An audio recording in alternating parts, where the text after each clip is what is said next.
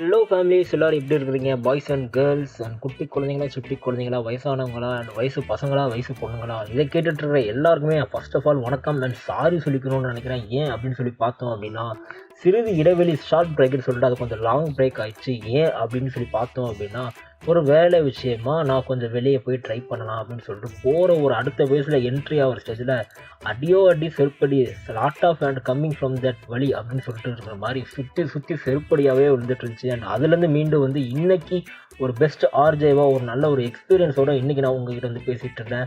And இன்னையிலேருந்து இந்த show start ஆகுது, ஸ்டார்ட் அண்ட் ஃப்ரம் பிகன் அப்படின்னு சொல்லலாம். ஸோ இனிமேல் நம்ம நிகழ்ச்சி டெய்லி வரும். அண்ட் உங்களை என்டர்டெயின் பண்ணதோட எனக்கு வேறு என்ன வேலை சொல்லுங்கள் பார்க்கலாம்.